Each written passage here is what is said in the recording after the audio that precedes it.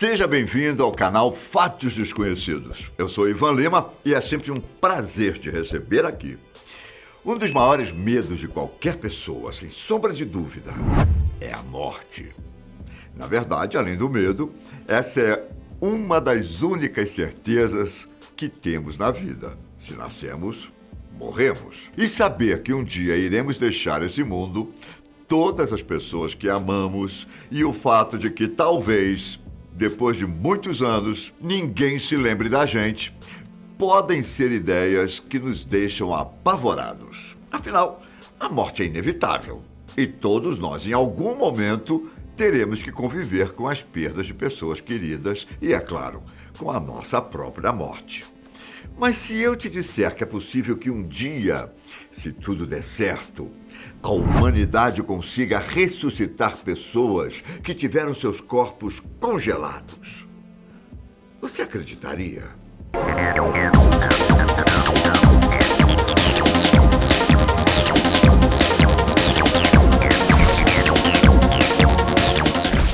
Essa ideia maluca, que parece tema de filme de ficção, pode sim acontecer. E ao que tudo indica, não estamos tão longe disso, hein? Você já ouviu falar na criogenia?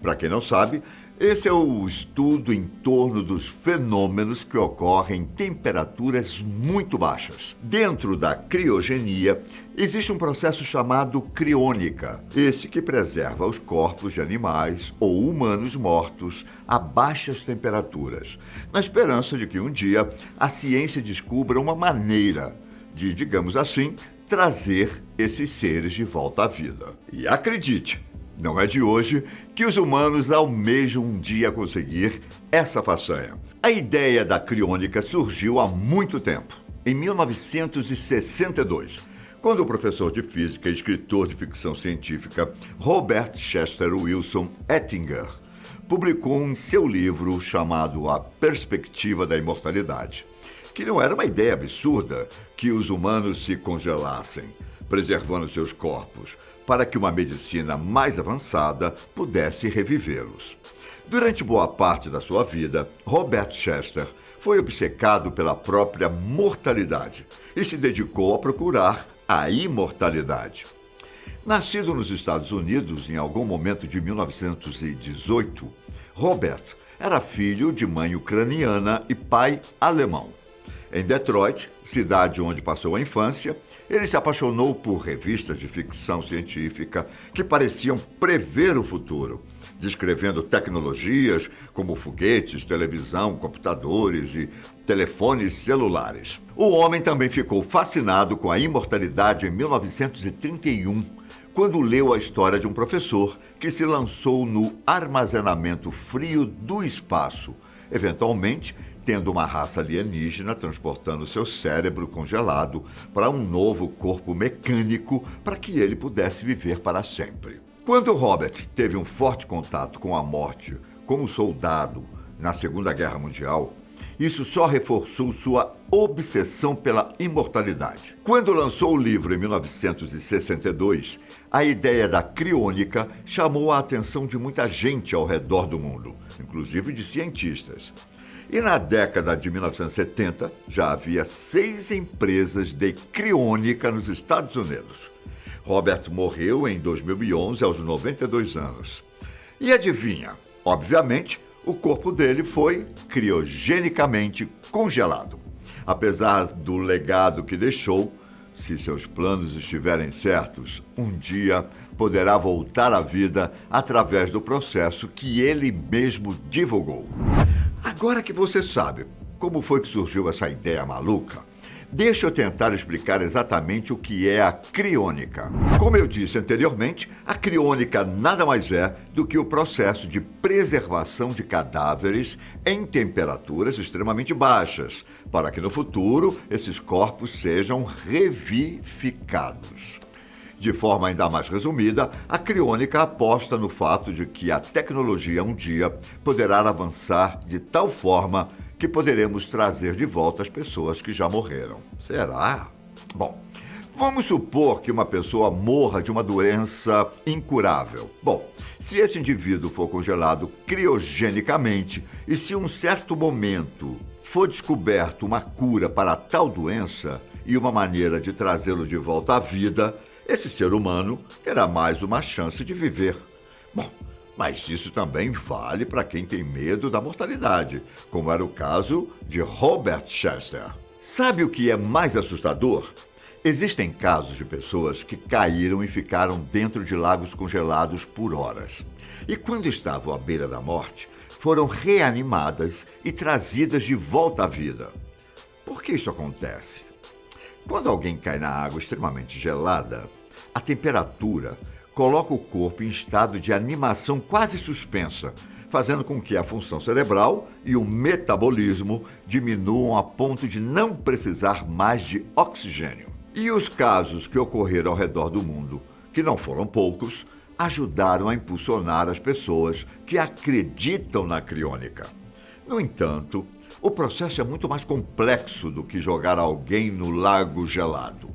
Deixa eu tentar explicar como é cada passo para que uma pessoa tenha seu corpo congelado. Para começar, você precisa, antes de tudo, estar vivo.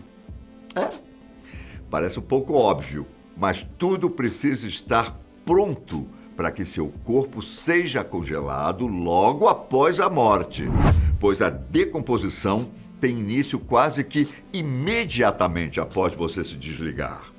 Então, se você se cadastrou em uma empresa de criônica, logo depois de morrer, uma equipe vai usar as ferramentas certas para estabilizar o seu corpo, fornecendo oxigênio e sangue ao cérebro para preservá-lo. Feito isso, você recebe uma injeção de heparina, um anticoagulante que evita a formação de coágulos sanguíneos. Depois, finalmente, o paciente é levado para o gelo. O congelamento começa quando você alcança a instalação de criônica. Seu corpo não pode simplesmente ser congelado em nitrogênio líquido, porque isso danificaria suas células. Até porque o nosso corpo é composto por cerca de 70% de água. Então, se tudo congelasse, suas células se estilhaçariam. Para que isso não aconteça, é realizado um processo chamado de vitrificação. Eles removem toda a água das células e a substituem por uma mistura de produtos químicos anticongelantes e preservadores de órgãos, por nome de crioprotetor. Em teoria, essa mistura protege órgãos e tecidos da formação de cristais de gelo, que são colocados em um estado de animação suspensa. É a mesma técnica que melhorou drasticamente a maneira como os ovos e embriões são congelados e descongelados em tratamentos de fertilidade. A vitrificação foi usada com sucesso para congelar pequenos pedaços de tecido, e os cientistas até conseguiram preservar e recuperar o cérebro de um coelho.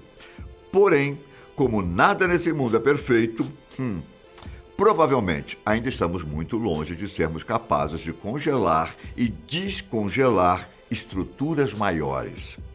O próximo passo do processo é resfriar o corpo em uma cama de gelo seco até atingir menos 130 graus Celsius. Em seguida, o cadáver é colocado de cabeça para baixo em um grande tanque de metal cheio de nitrogênio líquido a cerca de menos 196 graus Celsius.